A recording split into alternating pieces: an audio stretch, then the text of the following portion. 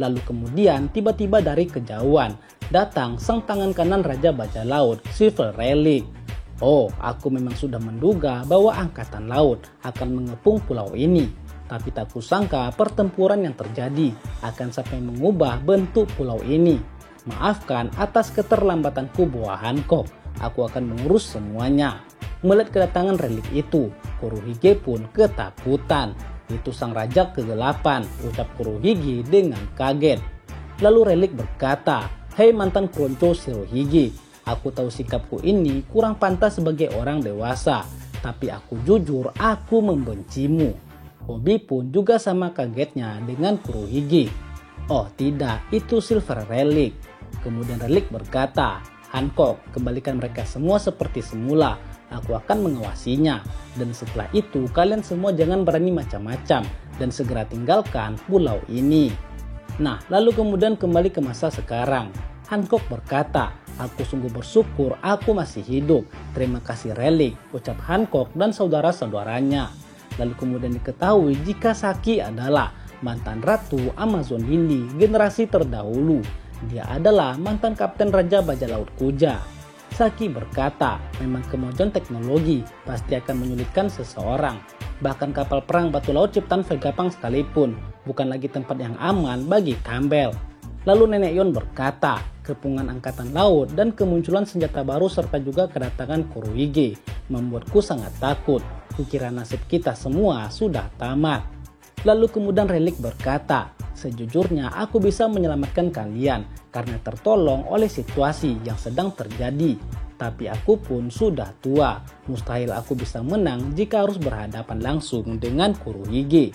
Dan singkatnya dari yang kusadari, Angkatan Laut ingin menjadikan senjata baru itu sebagai pengganti kalian para Shichibukai, ucap relik. Lalu saudara Hancock pun berkata, mereka itu sangat kuat sekali. Sampai akhir perang pun kami tak bisa melukai kedua makhluk itu sedikit pun. Selain itu yang anehnya lagi, salah satu dari mereka sangat mirip dengan kakak saat masih kecil. Nah, lalu kemudian berpindah ke kapal Angkatan Laut yang sedang berlayar. Mereka menerima transmisi dari markas Angkatan Laut yang memerintahkan untuk pergi ke Egghead. Baik, kami akan melanjutkan perjalanan dan berlabuh di Pulau Egghead. Dan perlu diketahui jika akibat insiden dari penyerangan Pulau Amazon Lily, Kapten Pahlawan Koby telah diculik oleh kelompok bajak laut Yonko Kurohige. Dan saat ini nasibnya tidak diketahui apakah dia masih hidup atau sudah mati. Kemudian berpindah ke kapal Sanigo yang terus berlayar. Luffy tak percaya jika Sabo membunuh Raja Cobra, ayah Vivi. Tidak mungkin, Sabo tidak mungkin membunuhnya. Mana mungkin Sabo melakukan hal seperti itu? Itu pasti bohong, ucap Luffy. Robin lalu menjawab, iya, aku pun sependapat. Lagi pula musuh pasukan revolusioner adalah bangsawan dunia dan bukan raja sepertinya. Dan inilah kabar yang mengguncang dunia. Pasukan revolusioner menyatakan perang terhadap kaum naga langit. Sabo, kepala staf revolusi, membunuh Raja Cobra, Raja Alabasta, Nefertari Cobra, lalu putrinya Nefertari Vivi. Saat ini tidak diketahui keberadaannya. Luffy lalu mengajak para nakamanya untuk pergi ke Alabasta. Hei, ayo kita pergi ke Alabasta sekarang juga. Zoro lalu menjawab, kau sudah dengarkan, Raja Cobra sudah mati. Memangnya kau mau apa ke sana? Lagi pula Vivi juga menghilang di Marijoa, ucap Zoro. Kalau begitu ayo kita ke Marijoa, ucap Luffy. Karibo yang berada di dalam tong pun dibuat ketakutan ketika mendengar Luffy ingin pergi ke Marijoa. Zoro kemudian kembali menjawab Luffy, ke Marijoa, tempat itu adalah markas utama musuh tahu. Memangnya kau mau menghadapi sesi markas pusat angkatan laut, dasar bodoh. Luffy lalu menjawab, tentu saja, memangnya kau takut Zoro? Tanya Luffy. Zoro lantas berkata, dinginkan dulu kepalamu, tak ada gunanya meski kita melakukan itu. Para nakama lainnya pun mencemaskan nasib Vivi dan bersedih atas kematian Raja Cobra. Jinbe lalu berkata, sepertinya terjadi kekacauan yang sangat besar pada referee kali ini ya. Franky lalu bertanya kepada Luffy, hai Luffy, kakakmu itu yang kita temui di Dressrosa kan? Luffy pun menjawab, iya, dia Sabo. Luffy, Nami, dan Sanji pun serta Chopper menangis karena mencemaskan Vivi. Aku sudah tidak tahan lagi. Aku sangat mencemaskannya di mana dia sekarang, ucap Nami. Aku juga sangat mengkhawatirkannya. Ayo kita pergi menyelamatkannya, sahut Luffy. Lalu kemudian Zoro berusaha untuk menenangkan situasi. Hei, tenanglah kalian semua. Luffy, apa kau lupa dengan kata-katamu sendiri saat sesuatu menimpa Ace? Meski dihadapkan pada bahaya besar, tapi Ace pasti akan tetap menjalani hidupnya dengan sekuat tenaga. Dan apa kau meremehkan Vivi? Dia itu adalah wanita yang tangguh. Jika tiba saatnya bagi kita untuk bergerak, aku pasti tak akan ragu untuk menghadapi siapapun. Tapi jangan buat kegaduhan saat kita tak bisa berbuat apa-apa. Kita juga tidak memiliki informasi apapun tentang masalah ini, ucap Zoro. Namun kata-kata bijak Zoro itu pun diuluk-uluk oleh Nami, Luffy, Sanji, dan Chopper. Dasar tak punya hati, Kaido hijau, Marimo sialan. Kemudian Robin berkata, rupanya banyak hal yang terjadi saat kita di Wano. Bahkan sekarang pun situasinya masih terus berubah. Penghapusan sistem Shichibukai telah membuat para bajak laut setingkat mereka berkeliaran dengan bebas di lautan. Akibatnya lahirlah sebuah serikat bernama Crossguard yang dicetuskan oleh Yonko baru bagi si badut jenius. Mendengar hal itu, Luffy lantas berkata, "Hei, yang benar saja, itu pasti berita ngarang." Lalu kemudian Robin melanjutkan, "Selain itu masih ada berita lain yang menyebutkan beberapa nama yang berkaitan denganmu Luffy. Apa kau masih ingin mendengarnya?" tanya Robin. Luffy lalu menjawab, "Kuserahkan padamu. Pokoknya beritahukan saja kalau terjadi hal-hal yang gawat." Robin lalu tersenyum menjawabnya, "Baiklah kalau begitu, saat ini kepalamu pasti sudah dipenuhi oleh berbagai macam hal kan?" Dan lalu kemudian Luffy berkata, "Yang pasti pelakunya bukan Sabu. Sabu tumbuh di keluarga yang mengekang, karena itulah dia ingin semua orang bisa hidup dengan bebas. Dulu kami bertiga membuat sebuah sumpah. Waktu itu aku bilang kalau aku akan jadi." Semua nakama pun terkejut mendengarnya. "Hah? Tadi kau bilang apa? Itu mustahil." Mereka tak percaya dengan impian Luffy itu. Usopp berkata, "Hei, yang benar saja, itu bercanda kan?" Franky menjawab, "Wah, itu luar biasa, itu sungguh luar biasa." Sanji pun berkata, "Chopper, coba periksa kepalanya, pasti dia sudah tidak waras." Semuanya pun bereaksi macam-macam dan sangat kaget mengetahui impian Luffy. Usopp lalu menjelaskan, "Hei, dengar ya, mana mungkin kau bisa melakukan hal seperti itu?" Luffy lantas menjawab, "Kalau aku berhasil menjadi raja bajak laut, mungkin aku bisa melakukannya," ucap Luffy. Usopp lalu berkata, "Kurasa hanya kau seorang yang berpikir seperti itu." Mendengar hal itu, Luffy pun berkata, "Loh, memangnya aku belum pernah mengatakan kepada kalian ya? Bukankah sepertinya aku sudah pernah mengatakannya?" Usopp lalu menjawab, "Kami tak keberatan meski kau tak mengatakannya, soalnya itu sangat mustahil." Luffy lantas berkata, "Oh ya, sekarang aku ingat. Sepertinya aku memang hanya pernah mengatakannya kepada Shanks, Ace, dan juga Sabo."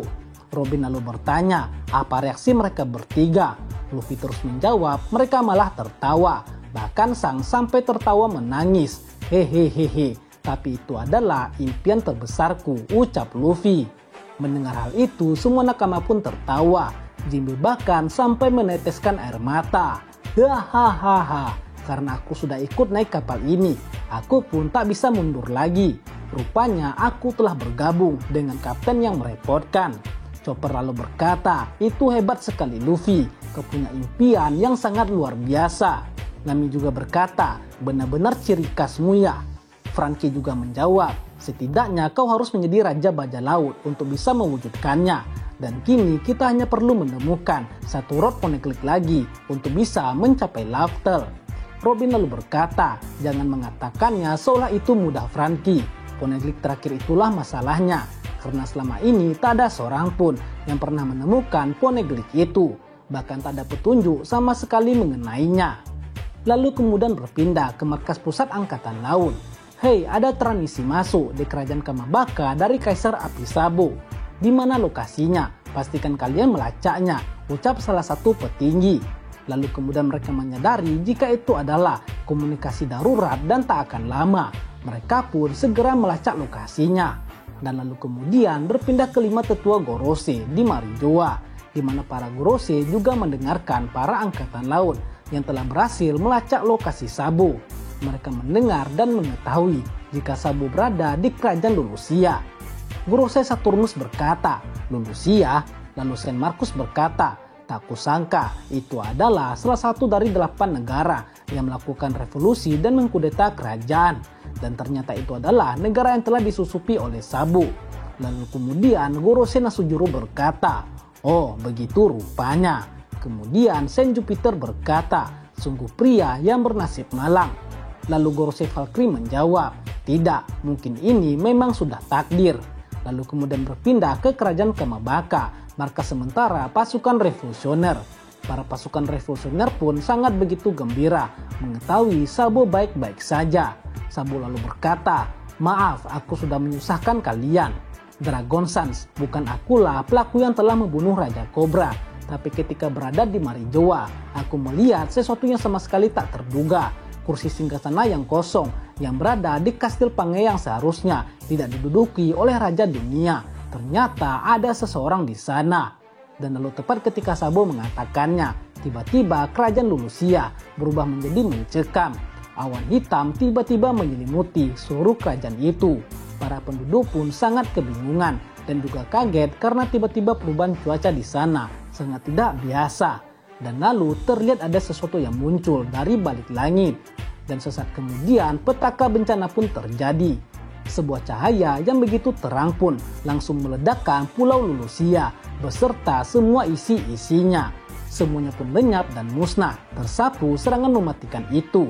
Dan diketahui jika senjata yang digunakan oleh penguasa dunia Imsama untuk memusnahkan Lulusia adalah senjata Mother Flame ciptaan Vegapunk.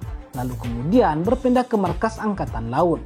Para prajurit yang sedang melacak lokasi Sabo diperintahkan untuk menghentikan pelacakan mereka. Mereka disuruh untuk memutuskan sambungan Dendemushi yang melacak lokasi Sabo. Divisi komunikasi, dengarkan baik-baik. Kalian sekarang tidak sedang menyadap apapun. Karena sejak awal negara yang bernama Kerajaan Lulusia tidak pernah ada. Dan lalu kemudian diperlihat kembali kehancuran Kerajaan Lulusia yang tak tersisa setelah terkena senjata Mother Flame menyerang mereka dari atas langit. Akibat kejadian itu, gempa laut pun terdeteksi di laut sebelah tenggara dan tsunami pun mulai menyebar ke seluruh dunia. Lalu kemudian beberapa hari pun berlalu setelah insiden lenyapnya Lulusia, berpindah ke kapal Sanigo yang tengah berjuang di tengah lautan badai yang dipenuhi dan dikelilingi oleh monster laut. Jinbe yang sedang memegang kemudi mencoba melewati ombak yang begitu mengerikan. "Tolong lipat layarnya, anginnya terlalu kuat." "Nami, apa pulaunya masih jauh?" tanya Jinbe. Nami pun menjawab, "Seharusnya setelah ini kita akan tiba di pulau musim dingin yang ganas." Dan lalu kemudian berpindah ke Chopper yang sedang memakai topi caping pemberian utama di Wano. Robin lalu memujinya, "Wah Chopper, kau sangat menawan sekali." Chopper lalu menjawab, "Hehehe, selama ada topi caping pemberian utama ini, aku tidak takut dengan cuaca bersalju. Kalau begitu, aku keluar dulu ya," ucap Chopper. Kemudian berpindah ke Luffy yang sedang berada di depan kapal Sanigo. "Hai Nami, apa itu?" tanya Luffy yang sedang menunjuk ke arah sebuah bongkahan bola air raksasa di depan mereka. Nami lalu berkata, "Itu adalah pusaran air hangat raksasa. Di sekitar sini pasti ada bongkahan air yang terhangatkan oleh sesuatu, lalu terdorong sampai ke atas," ucap Nami. Nami lalu berkata, "Jinbe, segera menghindar. Kalau tidak, kita akan terhisap ke dalamnya." Tapi tiba-tiba kemudian Luffy melihat ada seseorang di dalam pusaran itu. "Hei, tunggu dulu, ada seseorang di dalam air." Para nakama pun tak percaya, mana mungkin, memangnya itu manusia ikan. Dan kemudian Sanji berkata, "Tidak, Luffy benar, aku bisa mendengar jeritan seorang gadis." Lalu kemudian Zoro berkata, "Ya, kita tinggal belah saja untuk memastikannya."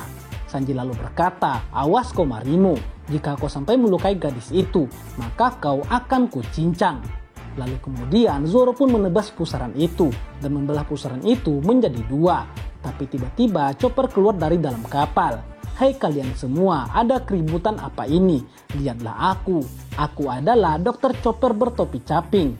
Dan karena anginnya sangat kencang, Chopper pun terbang terbawa oleh angin.